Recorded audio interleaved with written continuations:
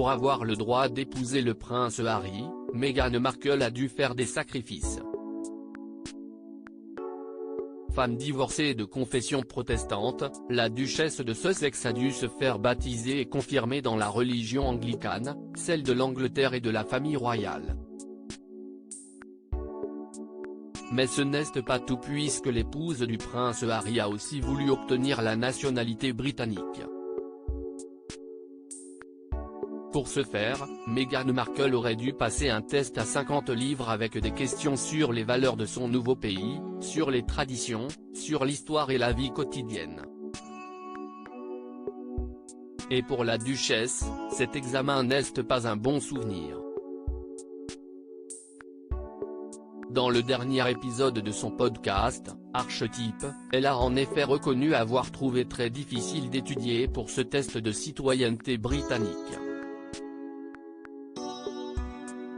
Cet examen de citoyenneté est si difficile.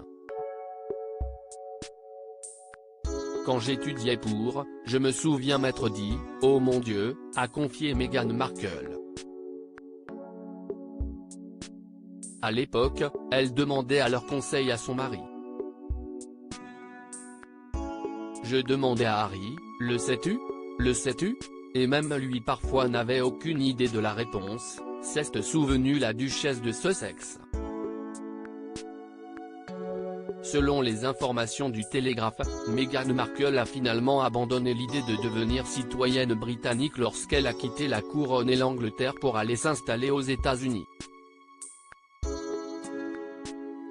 Selon le site du gouvernement en effet, elle ne remplissait pas les conditions. Le processus pour devenir citoyen britannique est assez long et très strict. Outre les règles de base, comme celle d'avoir 18 ans et ne pas avoir de casier judiciaire récent, une personne qui souhaite obtenir la nationalité doit vivre au Royaume-Uni depuis au moins 5 ans et prouver qu'elle n'a pas passé plus de 450 jours à l'extérieur du pays. Meghan Markle et le prince Harry, de quelle nationalité sont leurs enfants? Et si Meghan Markle n'est donc pas britannique mais seulement américain, ses deux enfants ont la double nationalité. Archie Harrison, né à Londres en 2019, et Lilibet Diana, née à Santa Barbara en 2021, ont en effet les nationalités britanniques et américaines. Le prince Harry, en revanche, reste uniquement un citoyen britannique.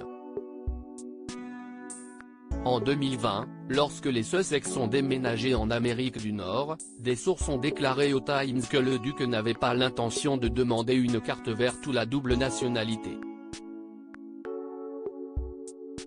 Puisque la citoyenneté britannique peut être transmise d'une génération en vertu de la loi britannique, tous les enfants du prince Harry sont donc éligibles à avoir la nationalité de leur père, y compris Lilibet, pourtant née aux États-Unis. En parlant des enfants des Sussex d'ailleurs, Meghan Markle s'est aussi confiée sur ses difficultés parentales et a fait le point sur sa vie de famille lors de cet épisode.